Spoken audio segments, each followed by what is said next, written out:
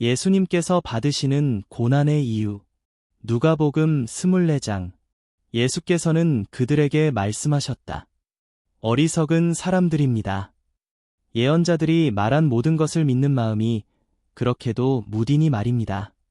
그리스도가 마땅히 이런 고난을 겪고서 자기 영광에 들어가야 하지 않겠습니까? 그리고 예수께서는 모세와 모든 예언자에서부터 시작하여 성경 전체에서 자기에 관하여 써놓은 일을 그들에게 설명하여 주셨다. 로마서 8장. 바로 그때에 그 성령이 우리의 영과 함께 우리가 하나님의 자녀임을 증언하십니다. 자녀이면 상속자이기도 합니다. 우리가 그리스도와 함께 영광을 받으려고 그와 함께 고난을 받으면 우리는 하나님이 정하신 상속자여 그리스도와 더불어 공동 상속자입니다. 현재 우리가 겪는 고난은 장차 우리에게 나타날 영광에 견주면 아무것도 아니라고 나는 생각합니다. 피조물은 하나님의 자녀들이 나타나기를 간절히 기다리고 있습니다. 피조물이 허무에 굴복했지만 그것은 자의로 그렇게 한 것이 아니라 굴복하게 하신 그분이 그렇게 하신 것입니다. 그러나 소망은 남아 있습니다. 그것은 곧 피조물도 썩어짐의 종살이에서 해방되어서 하나님의 자녀가 누릴 영광된 자유를 얻으리라는 것입니다. 모든 피조물이 이제까지 함께 신음하며 함께 해산의 고통을 겪고 있다는 것을 우리는 압니다. 그뿐만 아니라 첫 열매로서 성령을 받은 우리도 자녀로 삼아주실 것을, 곧 우리 몸을 속량하여 주실 것을 고대하면서 속으로 신음하고 있습니다. 우리는 이 소망으로 구원을 얻었습니다. 눈에 보이는 소망은 소망이 아닙니다. 보이는 것을 누가 바라겠습니까? 그러나 우리가 보이지 않는 것을 바라면 참으면서 기다려야 합니다. 이와 같이 성령께서도 우리의 약함을 도와주십니다. 우리는 어떻게 기도해야 할지도 알지 못하지만 성령께서 친히 이루 다 말할 수 없는 탄식으로 우리를 대신하여 간구하여 주십니다. 사람의 마음을 꿰뚫어 보시는 하나님께서는 성령의 생각이 어떠한지를 아십니다. 성령께서 하나님의 뜻을 따라 성도를 대신하여 간구하시기 때문입니다. 하나님을 사랑하는 사람들, 곧 하나님의 뜻대로 부르심을 받은 사람들에게는 모든 일이 서로 협력해서 선을 이룬다는 것을 우리는 압니다. 하나님께서는 미리 아신 사람들을 택하셔서 자기 아들의 형상과 같은 모습이 되도록 미리 정하셨으니 이것은 그 아들이 많은 형제 가운데서 맏아들이 되게 하시려는 것입니다. 그리하여 하나님께서는 이미 정하신 사람들을 부르시고 또한 부르신 사람들을 의롭게 하시고 의롭게 하신 사람들을 또한 영화롭게 하셨습니다. 그렇다면 이런 일을 두고 우리가 무엇이라고 말할 수 있겠습니까? 하나님이 우리 편이시면 누가 우리를 대적하겠습니까? 자기 아들을 아끼지 않으시고 우리 모두를 위하여 내주신 분이 어찌 그 아들과 함께 모든 것을 우리에게 선물로 거저주지 않으시겠습니까? 하나님께서 택하신 사람들을 누가 감히 고발하겠습니까? 의롭다 하시는 분이 하나님이신데 누가 감히 그들을 정죄하겠습니까? 그리스도 예수는 죽으셨지만 오히려 살아나셔서 하나님의 오른쪽에 계시며 우리를 위하여 대신 간구하여 주십니다. 누가 우리를 그리스도의 사랑에서 끊을 수 있겠습니까? 환난입니까? 곤고입니까? 박해입니까? 굶주림입니까? 헐벗음입니까? 이협입니까? 또는 칼입니까? 성경에 기록한 바 우리는 종일 주님을 위하여 죽임을 당합니다. 우리는 도살당할 양과 같이 여김을 받았습니다. 한 것과 같습니다.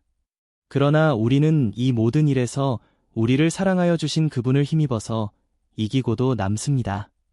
나는 확신합니다. 죽음도, 삶도, 천사들도, 권세자들도, 현재 일도, 장래 일도, 능력도, 높음도, 깊음도, 그 밖에 어떤 피조물도 우리를 우리 주 예수 그리스도 안에 있는 하나님의 사랑에서 끊을 수 없습니다. 베드로전서 4장. 그리스도께서는 육신으로 고난을 받으셨습니다. 여러분도 같은 마음으로 무장하십시오. 육신으로 고난을 받은 사람은 이미 죄와 인연을 끊은 것입니다.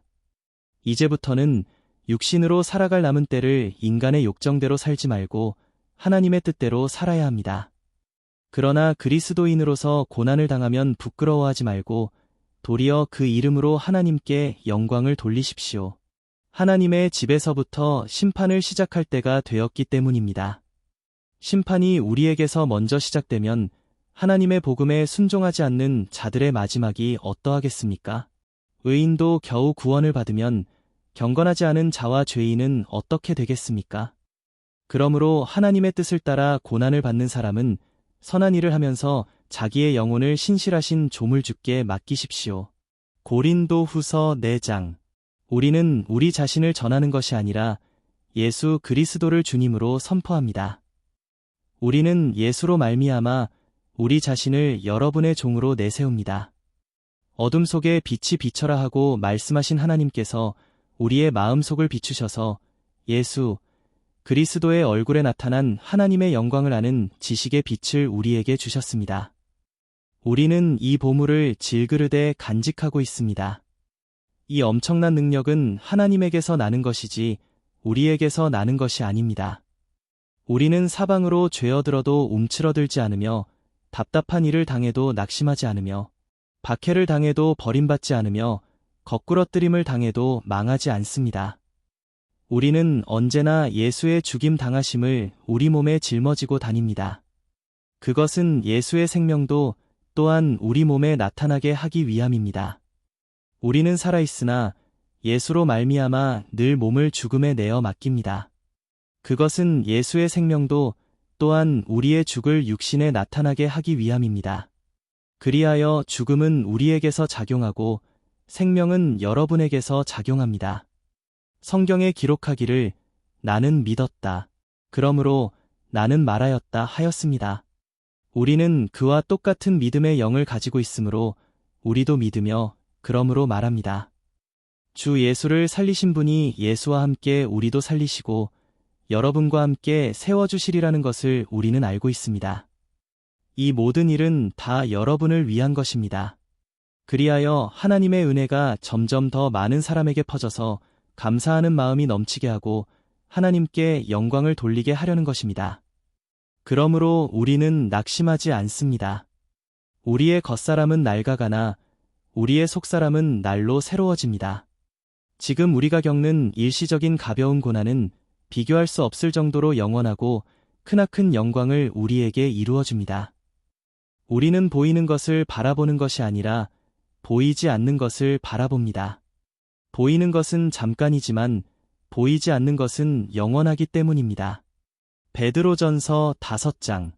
나는 여러분 가운데 장로로 있는 이들에게 같은 장로로서 또한 그리스도의 고난의 증인이요 앞으로 나타날 영광을 함께 누릴 사람으로서 권면합니다. 여러분 가운데 있는 하나님의 양떼를 먹이십시오. 억지로 할 것이 아니라 하나님의 뜻을 따라 자진하여 하고 더러운 이익을 탐하여 할 것이 아니라 기쁜 마음으로 하십시오. 여러분은 여러분이 맡은 사람들을 지배하려고 하지 말고 양떼의 모범이 되십시오. 그러면 목자장이 나타나실 때에 변하지 않는 영광의 면류관을 얻을 것입니다. 젊은이 여러분, 이와 같이 여러분도 나이가 많은 이들에게 복종하십시오. 모두가 서로서로 겸손의 옷을 입으십시오. 하나님께서는 교만한 자를 물리치시고 겸손한 사람에게 은혜를 베푸십니다.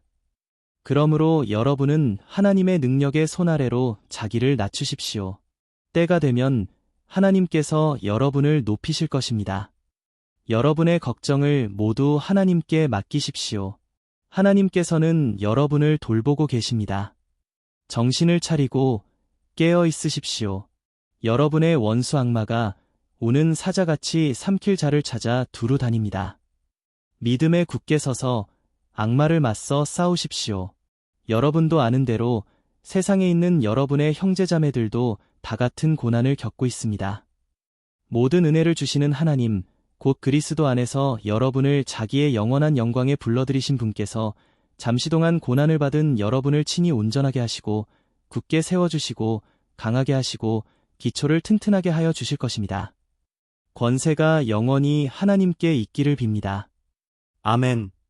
내가 신실한 형제로 여기는 실로아노의 손을 빌려서 나는 여러분에게 몇 마디 썼습니다. 이로써 나는 여러분을 격려하고 이것이 하나님의 참된 은혜라는 것을 증거합니다. 여러분은 이 은혜 안에 든든히 서십시오.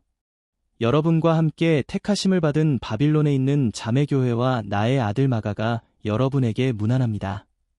여러분도 사랑의 입맞춤으로써 서로 문안하십시오.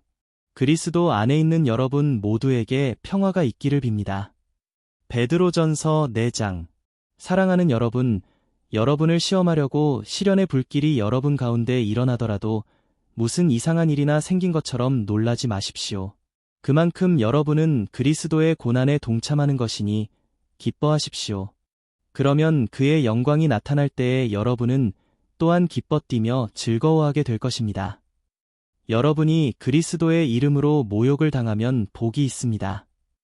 영광의 영 곧 하나님의 영이 여러분 위에 머물러 계시기 때문입니다.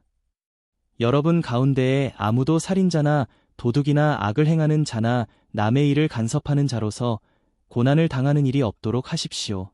베드로전서 1장. 흠이 없고 티가 없는 어린 양의 피와 같은 그리스도의 귀한 피로 되었습니다. 하나님께서는 이 그리스도를 세상이 창조되기 전에 미리 아셨고 이 마지막 때에 여러분을 위하여 나타내셨습니다. 여러분은 그리스도로 말미암아 하나님을 믿고 있습니다. 하나님은 그리스도를 죽은 사람 가운데서 살리시고 그에게 영광을 주셨습니다. 그래서 여러분의 믿음과 소망은 하나님을 향해 있습니다.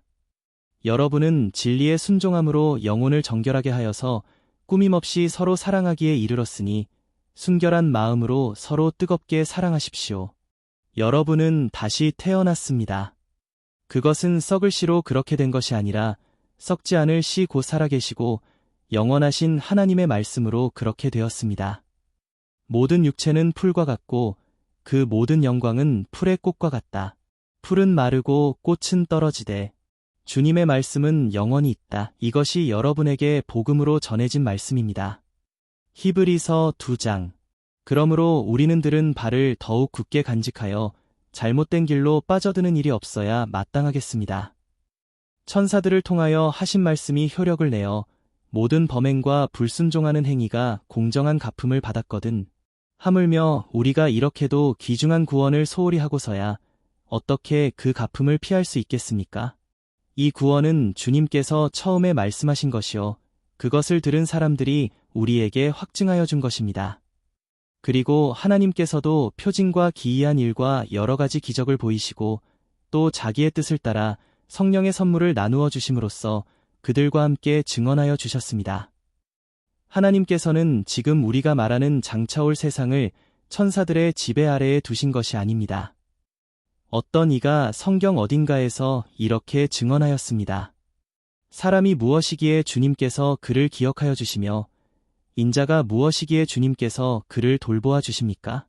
주님께서는 그를 잠시 동안 천사들보다 못하게 하셨으나 영광과 존귀의 면류관을 그에게 씌워주셨으며 만물을 그의 발 아래에 복종시키셨습니다. 하나님께서 만물을 사람에게 복종시키심으로써 그에게 복종하지 않는 것이라고는 아무것도 없게 하신 것입니다.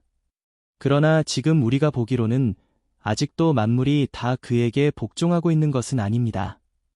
예수께서 다만 잠시 동안 천사들보다 낮아지셔서 죽음의 고난을 당하심으로써 영광과 존귀의 면류관을 받아쓰신 것을 우리가 봅니다. 그는 하나님의 은혜로 모든 사람을 위하여 죽음을 맛보셔야 했습니다. 하나님께서는 만물을 창조하시고 만물을 보존하시는 분이십니다. 그러므로 하나님께서 많은 자녀를 영광에 이끌어들이실 때에 그들의 구원의 창시자를 고난으로써 완전하게 하신다는 것은 당연한 일입니다. 거룩하게 하시는 분과 거룩하게 되는 사람들은 모두 한 분이신 아버지께 속합니다. 그러하므로 예수께서는 그들을 형제자매라고 부르시기를 부끄러워하지 않으셨습니다. 그리하여 그분은 내가 주님의 이름을 내 형제자매들에게 선포하며 회중 가운데서 주님을 찬미하겠습니다 하고 말씀하시고 또 나는 그를 신뢰하겠습니다 하고 말씀하시고 보십시오, 내가 여기에 있습니다. 또 하나님께서 내게 주신 자녀들이 여기에 있습니다 하고 말씀하셨습니다. 이 자녀들은 피와 살을 가진 사람들이기에 그도 역시 피와 살을 가지셨습니다. 그것은 그가 죽음을 겪으시고서 죽음의 세력을 쥐고 있는 자 곧 악마를 멸하시고 또 일생 동안 죽음의 공포 때문에 종노릇하는 사람들을 해방시키시기 위함이었습니다. 사실 주님께서는 천사들을 도와주시는 것이 아니라 아브라함의 자손들을 도와주십니다. 그러므로 그는 모든 점에서 형제자매들과 같아지셔야만 했습니다. 그것은 그가 하나님 앞에서 자비롭고 성실한 대제사장이 되심으로써 백성의 죄를 대신 갚으시기 위한 것입니다. 그는 몸소 시험을 받아서 고난을 당하셨으므로 시험을 받는 사람들을 도우실 수 있습니다.